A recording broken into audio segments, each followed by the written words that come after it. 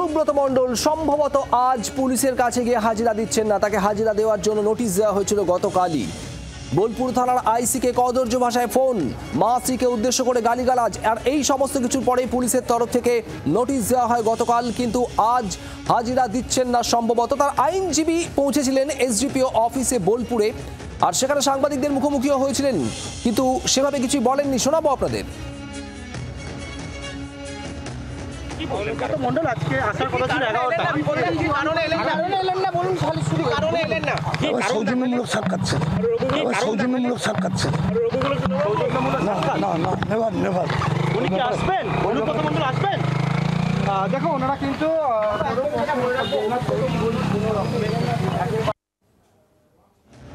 প্রসেনজিৎ মালাকার আমাদের প্রতিনিধি রয়েছেন আমাদের সঙ্গে। প্রসেনজিৎ, অসুস্থতার কারণ দেখিয়েই কি গড় হাজির থাকছেন অনুব্রত মণ্ডল?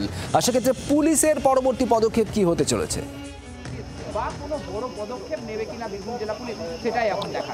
দেখো, একেবারেই তাই। এখনো পর্যন্ত যা দেখা যাচ্ছে বা যা বোঝা যাচ্ছে, তুমি জানো যে 11টার সময় সময়সীমা দেওয়া হয়েছিল, সেখান থেকে 1 ঘন্টা অলরেডি অতিক্রান্ত হয়েছে, 12টা বাজছে।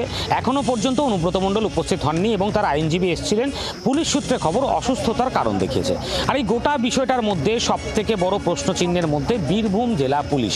কারণটা কি তুমি জানো যে বীরভূম জেলায় পূর্বতন সময়েও ঠিক যেটা দেখা গিয়েছে, অর্থাৎ যতবার এরকম ঘটনা ঘটেছে, নানান বিষয় ঘটেছে, কিন্তু সব ক্ষেত্রেই পুলিশকে কিন্তু পূর্বতন সময়ে নিষ্ক্রিয় ভূমিকা পালন করতে দেখা গেছিল। সেখানে দাঁড়িয়ে গতকাল আমরা দেখতে পেলাম এই ঘটনার পর পুলিশ ঠিক যতটা সক্রিয় ভূমিকা পালন করলেন, পুলিশ সুপার দাবি করলেন যে তার বিরুদ্ধে মামলা রুজু করা হয়েছে জামিন অযোগ্য মামলায় ধারায়। সেখানে দাঁড়িয়ে পুলিশ চ্যালেঞ্জের মুখে পড়েছে যে এবার পুলিশ কি আদৌ সক্রিয় ভূমিকা পালন করতে পারবে? এরপরে পুলিশ কি করবে, কি পদক্ষেপ নেবে? অনুব্রত মণ্ডল হাজিরা কি আদৌ দেবেন?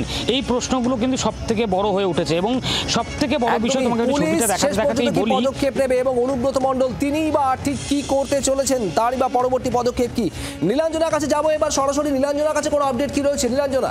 একদমই শুভদীপ, অসুস্থতার কারণ থেকে আজকে সম্ভবত অনুব্রত মণ্ডল হাজির হচ্ছে না। তাহলে এরপরে পুলিশ কি পদক্ষেপ করতে পারে, আমরা এই বিষয় নিয়ে কথা বলবো। কারণ অনুব্রত মণ্ডলের ফোন বাজেয়াপ্ত করা হয়েছে, সোমবার তিনি আগাম জামিনের জন্য আবেদন করতে পারেন। এই তথ্যগুলো যেখানে সামনে আসছে, পুলিশের এর পরবর্তী পদক্ষেপ কি হবে? পিয়ালি মিত্র আমাদের প্রতিনিধি রয়েছেন টেলিফোন লাইনে, আরো বিস্তারিত জানবেন। পিয়ালি, আজকে সম্ভবত অনুব্রত মণ্ডল আসছেন না, তার আইনজীবীরা গিয়েছিলেন, তাহলে এবার পুলিশ কি করবে? একেবারে দেখো, আজকে তার আইনজীবীরা যান এবং সেখানে গিয়ে পুলিশকে তারা জানিয়েছেন যে তিনি অসুস্থ, তার মেডিকেল ট্রিটমেন্ট চলছে, সেই কারণে আজকে এসডিপিও বোলপুরের অফিসে তিনি হাজিরা দিতে পারছেন না। কিন্তু পুলিশের তরফ থেকে জানিয়ে দেওয়া হয়েছে যে আজকেই তাকে হাজিরা দিতে হবে। যেটা পুলিশ সূত্রে আমরা খবর পাচ্ছি, যদি আজকে কিছুক্ষণের মধ্যে তিনি হাজিরা না দেন, তাহলে আজকেই কিন্তু তাকে আবারও নোটিশ পাঠানো হতে পারে এবং তাকে হাজির হওয়ার জন্য নোটিশ পাঠাতে চলেছে পুলিশ, এমনটাই আমরা সূত্র খবর পাচ্ছি। অর্থাৎ পুলিশের তরফ থেকে গতকালকে যে নোটিশ দেওয়া হয়েছিল, যে নোটিশে তিনি গড় হাজির রয়েছেন, এখনো পর্যন্ত সকাল 11টাতে ডাকা হয়েছিল, 1 ঘন্টা পার হয়ে গেছে, তিনি হাজিরা দেননি। আইনজীবীদের মাধ্যমে জানিয়েছেন তিনি অসুস্থ, তিনি আসবেন না। কিন্তু এক্ষেত্রেই দাঁড়িয়ে পুলিশ সূত্র থেকে যেটা আমরা জানতে পারছি, আর কিছুক্ষণের মধ্যে যদি তিনি না আসেন, তাহলে আজকেই কিন্তু তাকে দ্বিতীয় নোটিশ ধরানো হতে পারে বলেই আমরা জানতে পারছি। পিয়ালি, ধন্যবাদ তোমাকে। আজকেও দ্বিতীয় নোটিশ ধরানো হতে পারে অনুব্রত মণ্ডলকে। আর এবার আপনাদের শোনাবো যে গতকাল অনুব্রত মণ্ডল ক্ষমা চাইতে বাধ্য হয়েছিলেন। ক্ষমা চেয়ে গতকাল অনুব্রত মণ্ডল কি বলেছিলেন শুনুন।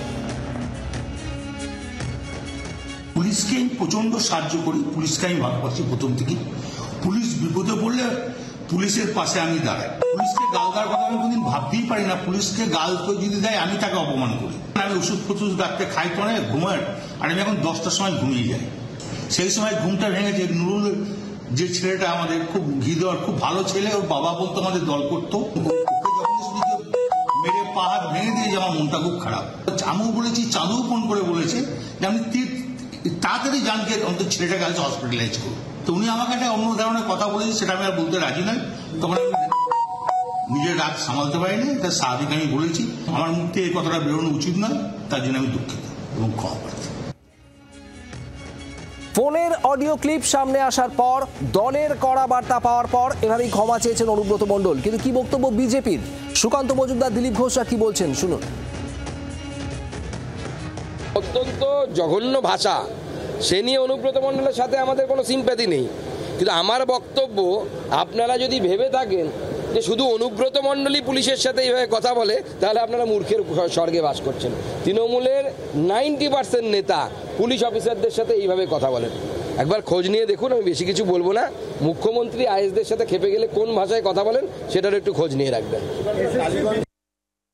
10 বছর ধরে ওনার ভাষা শুনছি আমি, 10-12 বছর ধরে তো আমি যতদিন রাজনীতি এসেছি ততদিন শুনছি।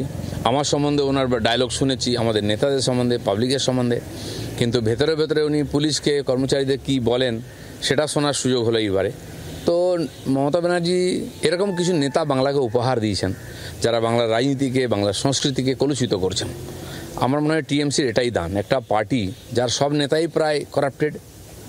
বেশিরভাগ নেতা কেউ জেলে গিয়ে এসছেন, কেউ যাবেন, কেউ তৈরি করছেন, কেউ জেলে, কেউ বেলে। এরকম একটা পার্টি, তার কি কালচার সেটা আমরা দেখতে পাচ্ছি। তাই পশ্চিমবাংলার লোক এখন হাহাকার করছেন, মুক্তি চাইছেন। তো পশ্চিমবাংলার এত অধঃপতন মনে হয় আগে হয়নি, বা এটা দেখতে হবে আমরা ভাবিনি। বাংলার আওয়াজ, বাঙালির আবেগ, জি 24 ঘন্টা।